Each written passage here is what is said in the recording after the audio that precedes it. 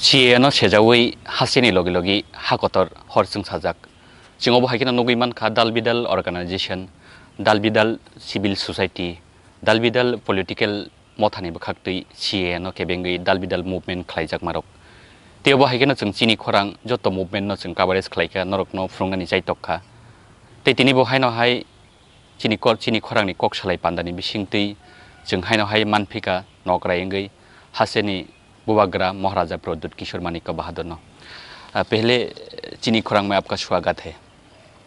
पहले सवाल CA issue को लेकर सुप्रीम कोर्ट में 22 को जो हियरिंग हुआ, आप तो उस समय में दिल्ली में था, तो क्या हियरिंग हुआ त्रिपुरावासी ये क्लियर जानना चाह रहा है, अच्छा हुआ या बुरा हुआ? मुझे तो लगता कि ठीक हुआ, क्योंकि हमारा पॉइंट क्या था कि आप पूरा इंडिया को त्रिपुरा के संग क्लब मत कीजिए। हमारा जो डिमांड त्रिपुरा में है वो हम लोग कह रहे हैं कि हमें बांग्लादेश से और इलीगल माइग्रेंट्स नहीं चाहिए। और पूरा इंडिया में कहा जा रहा है कि एनआरसी भी नहीं चाहिए, सीए भी नहीं चाहिए। त्रिपुरा में हमको एनआरसी चाहिए। तो हमारा मैटर और आसाम का मैटर एकदम अलग है। हमारा बाउंड्री भी है बांग्लादेश के साथ, और जैसे आपने देखा सिमना में क्या हुआ, ख्वाई में क्या हुआ, तो ये भी हमने एविडेंस प्रोड्यूस किया।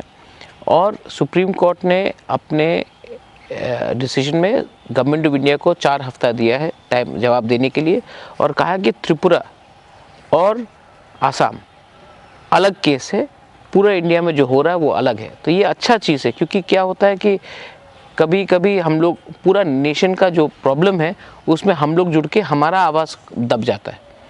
तो उन्होंने अलग करके हमारे ऊपर एक अच्छा व्यू लिया। मुझे तो लगता है कि अच्छे भी हुआ, और आने वाले दिन में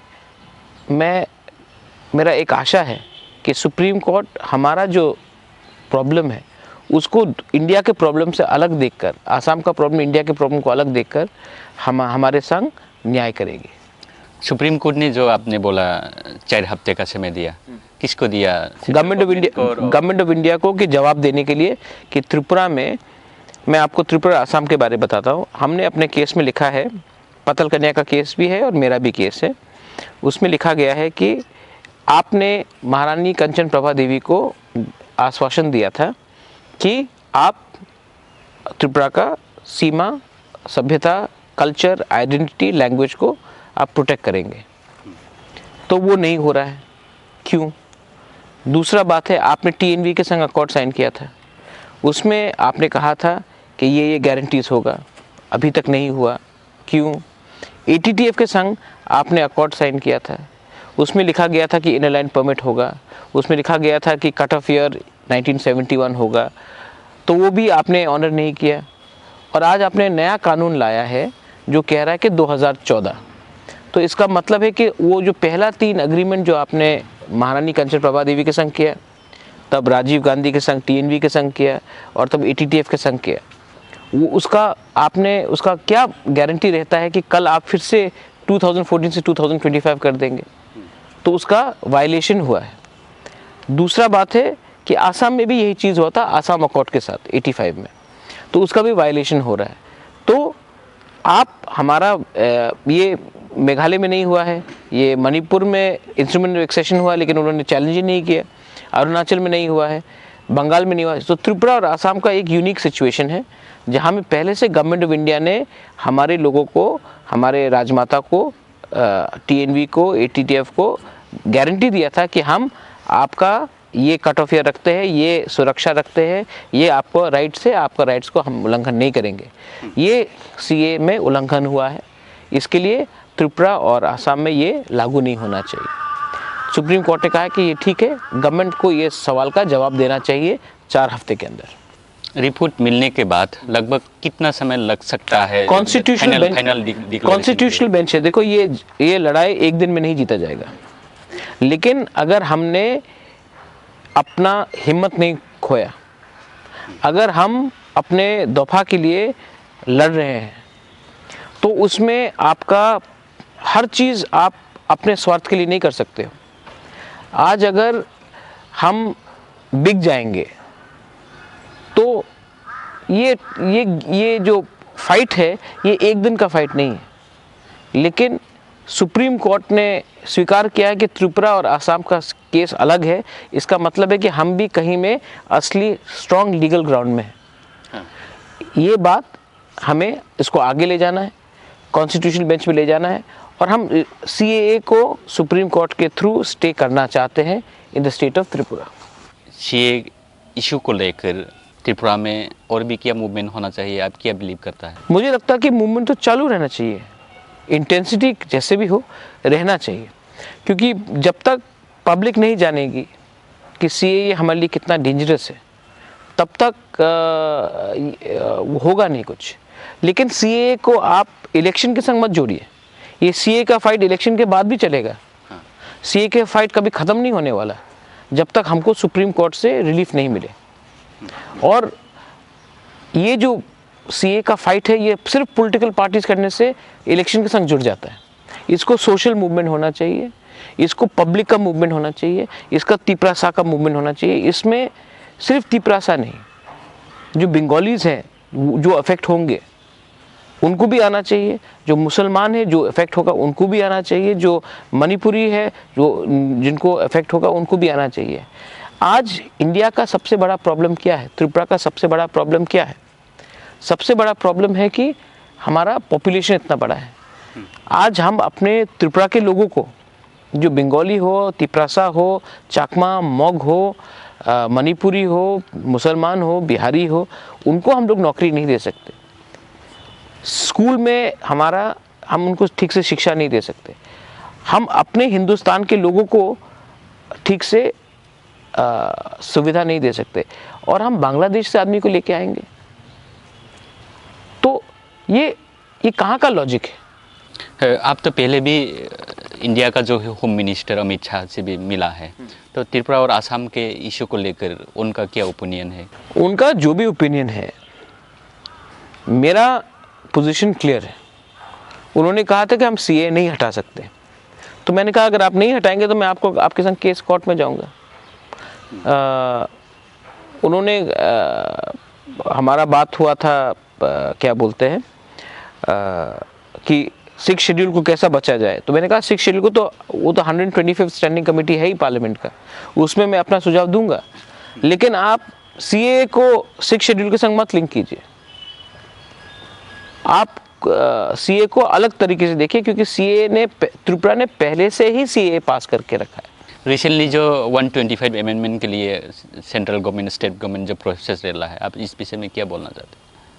देखिए, मेरा पॉइंट ऑफ व्यू 6 शेड्यूल में बहुत क्लियर है। फंडिंग डायरेक्ट होना चाहिए, उसके बाद land, forest, reserved and unreserved state government में नहीं रहना चाहिए, एडीसी के डायरेक्टली कंट्रोल में आना चाहिए। फाइनेंस इंडिपेंडेंट होना चाहिए, इसका मतलब है कि डायरेक्ट फंडिंग होना चाहिए एडीसी को। सेकेंड चीज़ है, ये आज दिल्ली में सरकार कोई और है तो ये लोग कहीं और जाएंगे, कल कांग्रेस आएगा तो कांग्रेस में चल जाएंगे, सीपीएम है तो सीपीएम में चले जाएंगे, ऐसा नहीं चलेगा। तो एंटी डिफेक्शन लॉ आना चाहिए 6 शेड्यूल में, क्योंकि एंटी डिफेक्शन जब तक नहीं होगा ये आपका 6 शेड्यूल में हमेशा ये अनस्टेबल रहेगा। इसलिए तो अमेंडमेंट चाहिए। अमेंडमेंट नहीं, और भी है। सोसाइटीज, संगठन जमीन रखते हैं 6 शेड्यूल एरिया में, उसमें भी सीलिंग होना चाहिए। कैसा है कि एक सोसाइटी के पास 800 कानी 900 कानी ज़मीन है और हमारे जो एडीसी जो तिपरासा के लिए है उनके पास ज़मीन नहीं है, तो सीलिंग होना चाहिए।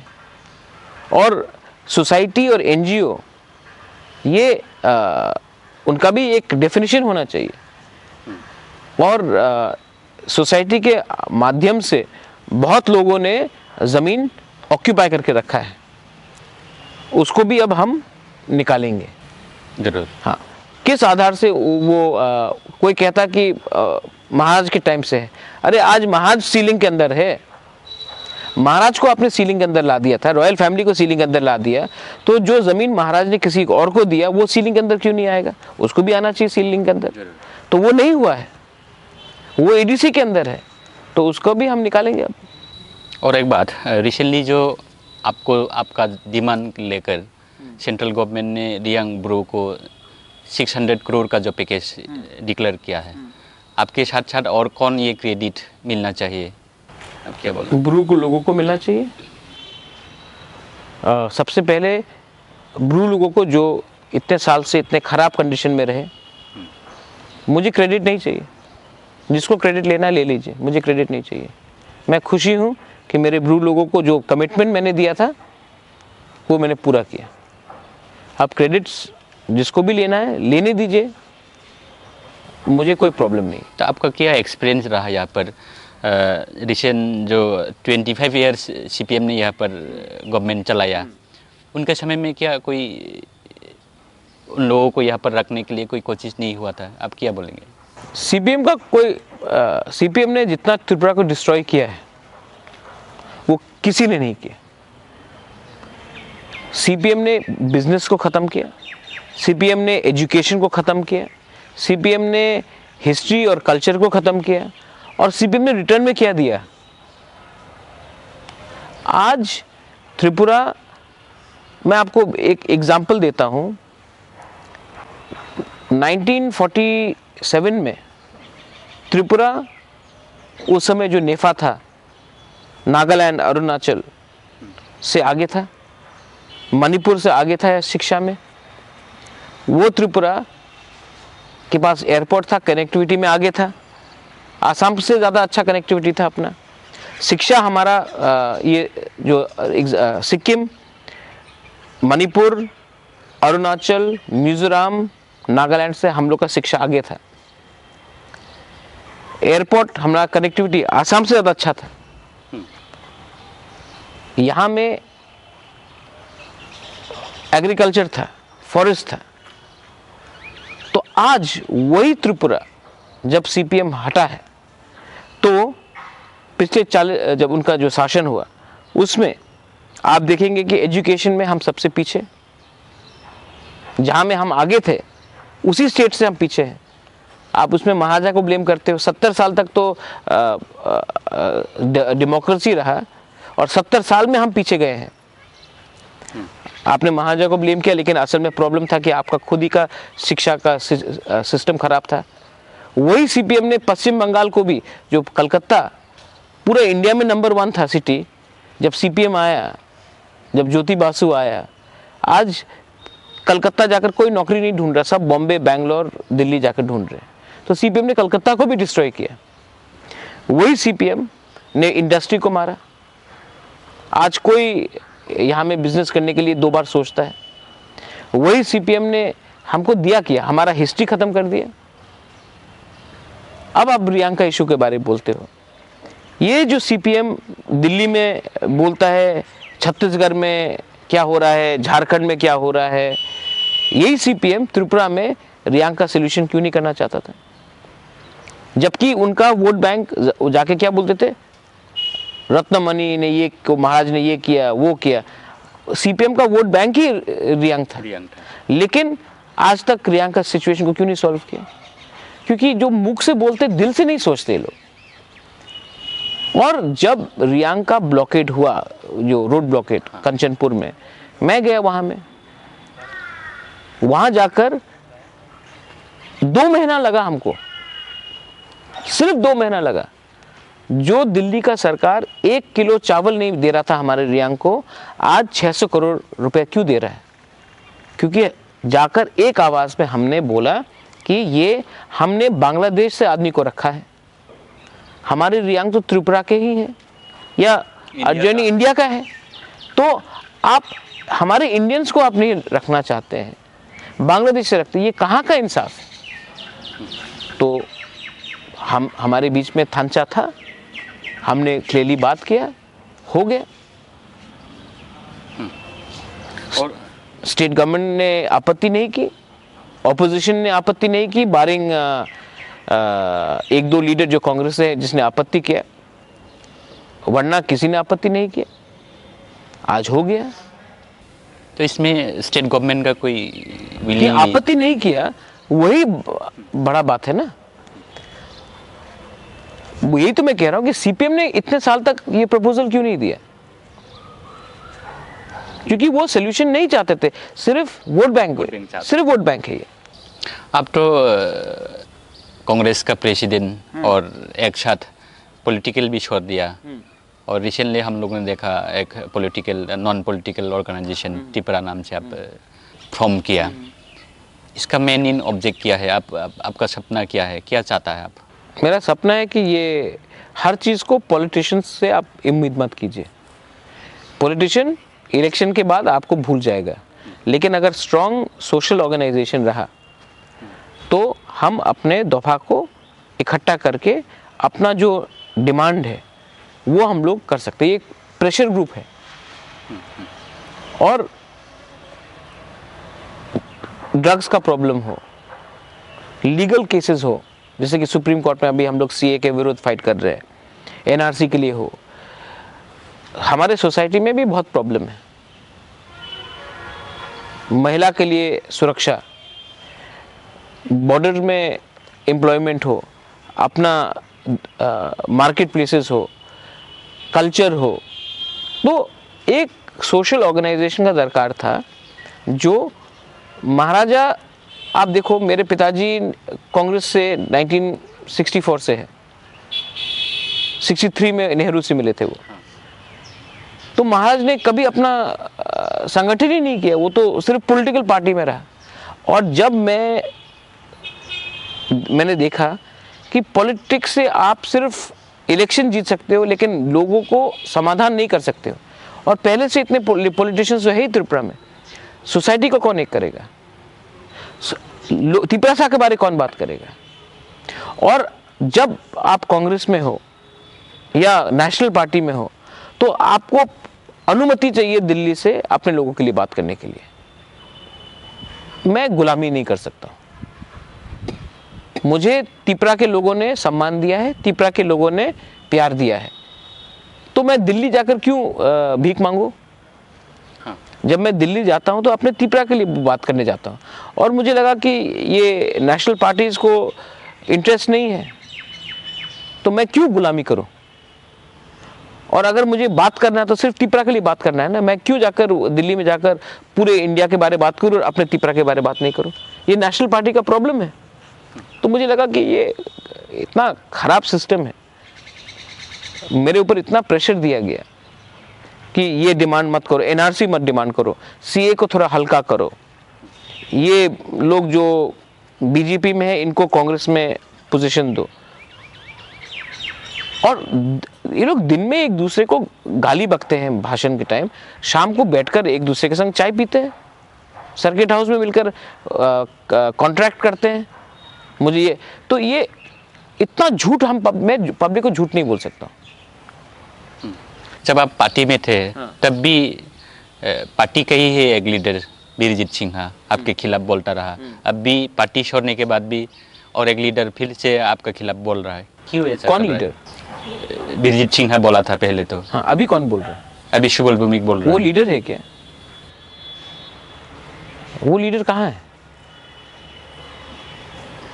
उसको इतना ऊपर अब मत बनाइए ना। लीडर कहाँ है वो? उसको तो मैंने लाया था ना बीजेपी से, कांग्रेस टिकट तो मैंने ही दिया था। मतलब कि इंदिरा जी, सोनिया गांधी, और तो आपने लाया था। हाँ, आपके खिलाफ ही बोल दिया अभी। हाँ, तो ये है ना, यही पॉलिटिक्स। नहीं, आप कंचनपुर में देख लो, राजमाता कंचन प्रभा देवी ने जगह दिया। आज वही कंचनपुर के, सब नहीं, 2-3 लोग हैं जो ये ऐसा करते करते रहते हैं ना। हाँ, वो लोग ही गाली बकते हैं। तो जो आदमी पीठ में छुरी मारता है, मुझे भी सीखना चाहिए ना कि कौन है जो मेरे संग है और कौन है जो मेरे खिलाफ है। और सुबल भौमिक जैसा आदमी, उसके बारे क्या बोले? वो कांग्रेस में था, कांग्रेस से वो प्रगतिशील कांग्रेस किया, उसके बाद वो अपना खुद का पार्टी को बंद कर दिया। हाँ। ऐसा नहीं है कि किसी का पार्टी छोड़ा, खुद का पार्टी को ही बंद किया। तब वहाँ से वो बीच में तृणमूल जाने की कोशिश किया। तृणमूल में ममता ने उसको रैली में डायस में नहीं बिठाया, तो उससे भी छूट गया। तब वहाँ से वो गया बीजेपी। कांग्रेस मुक्त भारत, कांग्रेस मुक्त त्रिपुरा का पहला स्लोगन सुबल भौमिक ने दिया। तब उसके बाद बीजेपी में उसका वो इलेक्शन हारा, उसको कुछ नहीं मिला, तब वो कांग्रेस में आया, आज कांग्रेस में वापस आया, आज वो सर्टिफिकेट बांट रहा है कि ये लॉयल कांग्रेस है, ये खराब है। तो शायद थोड़े दिन के बाद कांग्रेस से भी वो हट जाएगा। तो वो लीडर नहीं है ना। ये लोग तो जैसा बारिश आया वैसा वो लोग देखते कि कहाँ में पानी, इधर से उधर भागते रहते हैं। उसको लीडर मत बोलिए आप। हाँ जरूर। और एक बात, कंचनपुर में जो रिसेंटली एक नागरिक सुरक्षा मंच से गैदरिंग हुआ था, यहाँ पर चंदन चटर्जी नाम से एक आपके खिलाफ वो भी बोल दिया, मुकुटहीन सम्राट, और भी राजबाड़ी घेराव, राजपथ घेराव, विधानसभा घेराव, बीजेपी भी खिलाफ, स्टेट गवर्नमेंट के खिलाफ, सबके खिलाफ बोला, ट्राइबल लोगों का खिलाफ भी बोला। आपका क्या कमेंट्स रहेगा इस विषय में? मैंने कहा ना, जंगल में 500 बंदर है, शेर एक है। बंदर लोग शेर से ज़्यादा आवाज़ करते हैं, एक पेड़ से दूसरे पेड़, दूसरे पेड़ से दूसरे पेड़, वो बंदर आवाज़ करते रहता है ना। जू में भी आप जाके देखो, शेर चुप रहता है, जिस दिन शेर मुंह खोलता है तो किसी को खाता है या फिर किसी को भगाता है। तो बंदर लोग को करने तो क्या है, ये लोग आज 3 दिन के लिए सब लोग उसका नाम जानेंगे, 10 दिन के बाद भूल जाएंगे। जब पेट में खाना नहीं होगा तब चंदन चटर्जी का भाषण से किसी के पेट में खाना नहीं जाएगा। हम लोग ज़मीन में जाकर लोग को हेल्प करते हैं। ज़मीन में जाकर जब ये जो आनंद बाज़ार में जो हमारा बंगाली का जो बिज़नेस ख़राब हुआ, टूटा, मैंने कहा है और मैं आने वाले हफ्ते में जाकर वहाँ के डिस्ट्रिक्ट एडमिनिस्ट्रेशन को रुपया दूंगा और बोलूँगा कि उनको मदद कीजिए। ये चंदन आकर या जो दो लोग जो भी है नागरिक मंच से जो भी है लोग, ये लोग आकर भाषण करते हैं, डिमांड करते हैं। मैं बोलता हूँ एक डिमांड करो कि आप इनको थोड़ा पैसा दो, अपने पॉकेट से 10 रुपये दे दो। नहीं, इनको नेतागिरी करना है, इनके खिलाफ मैं कुछ रिएक्ट भी करूँगा तो मेरे ही स्टैंडर्ड गिरेगा। इन लोग कीचड़ से बात करने का कोई दरकार नहीं, ये लोग कीचड़ लोग हैं। उसको आप लोग चिंता भी मत कीजिए। 1-2 महीने में एडीसी इलेक्शन है, फिर से आप पॉलिटिक्स में आप नहीं लड़ेंगे, ये ठीक है, फिर से इनडायरेक्टली पॉलिटिक्स में इन्वॉल्व होना चाहता है क्या? किसी और को सपोर्ट करेंगे? मैं क्यों सपोर्ट करूँ? कोई ने मुझसे सपोर्ट ही नहीं मांगा आज तक। ना विजय बाबू ने मुझसे सपोर्ट मांगा है, ना IPFT ने मुझसे सपोर्ट मांगा है, ना NCT ने मुझसे सपोर्ट मांगा है। तो मैं किसी ने मुझसे सपोर्ट ही नहीं मांगा तो मैं सपोर्ट क्यों करूं? और रहा बात बीजेपी, कांग्रेस और CPM, उनका तो सवाल ही नहीं पैदा होता सपोर्ट करने के लिए। लास्ट चीनी खरंग की तरफ से आप त्रिपुरा वासियों को CA इशू को लेकर, NRC इशू को लेकर, यूनिटी इशू को लेकर आपका जो ऑर्गेनाइजेशन त्रिपुरा, इसकी तरफ से लेकर क्या मैसेज रहेंगे? देखो, सबसे इम्पोर्टेंट मैसेज है कि Tripura, the indigenous progressive regional alliance, Tripura, मैंने सबको एक करने का कोशिश किया, लेकिन अगर पॉलिटिकल लीडर्स एक नहीं होगा तो हम दफा को एक करेंगे। और मेरा त्रिपुरा का जो वॉलंटियर्स है वो सब गांव जाकर आपसे मिलेंगे, आपके संग काम करेंगे। लेकिन ये जो पॉलिटिशियंस है और ये जो नेता है जो इलेक्शन के पहले आपको सपना दिखाता है, इलेक्शन के बाद आपको ही भूल जाता है, मैं त्रिपुरा के थ्रू एक मैसेज देना चाहता हूँ कि अब दफा हमारे MLA MDC को कंट्रोल करेगा, ना कि MDC और MLA जो अपने आप को दिल्ली जाकर बेच देता है वो हमारे त्रिपुरा सा दफा को कंट्रोल करेंगे। सिस्टम को अब हम बदलेंगे। आने वाले दिन में आप देखना कि त्रिपुरा का जो आवाज़ है, त्रिपुरा सा का जो आवाज़ है वो दिल्ली पहुंचेगा और दिल्ली भी समझ ले कि आप हमारा MLA को कंट्रोल कर सकते हो, आप हमारा MP को, MDC को कंट्रोल कर सकते हो, आप त्रिपुरा सा को सिर्फ ये पॉलिटिशियन के थ्रू कंट्रोल नहीं कर सकते हो।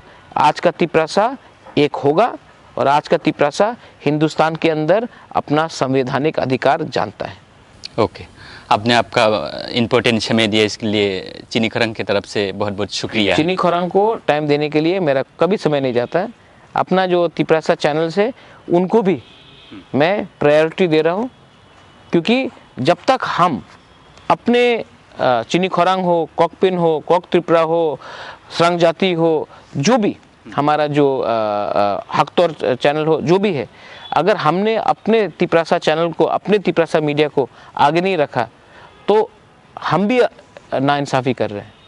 तो मैं चाहता हूँ कि अपना जो इंडिजिनस मीडिया है उसको भी आगे आना है, क्योंकि हम भी जानते हैं कि त्रिपुरा में क्या हो रहा है। अगरतला में आप लोग को मौका नहीं मिलता, लेकिन शहर किसी और का हो सकता है, गांव पहाड़ हमारा है। जरूर, थैंक यू। यो बाहाय केनो चिनी खोरांग नाय तंगनाय जतो ताहकतै बुहुक सं स्राय स्राय चिनी हासेनि बुबाग्रा महाराजा प्रद्युत किशोर मानिक बाहादुरनि खोकतै नरक खनायमान kana तिप्रासा रकनि बागै चिनी थिनांनि बागै bo बाहाय के एमां नुगै तं bo बाहाय के चाइतगै तं अब बाहाय केनो चाइतक मुं सिमिया बिनि प्रेक्टिकली लीगल साइड थाङै सुप्रीम कोर्ट पर्यन्त बो थांजाक तिप्रासा रकनो म थांनानै बागै तिप्रासा रकनि थिनांनि बागै तेयो बाहाय केनो जों थाया थानि तिनि जरा मानमानि बाय थाया थानि जों सोंलायका फिरक लाइमं मानखा बिनि बखाक्तै बसखांनि जरा रगबो जों जरा मानखांके हासेनि तैबो कुसु कतर बरक बाय कक्सानानि चाइतकनाय नरक चयवै नायतंदि चिनी खोरांग।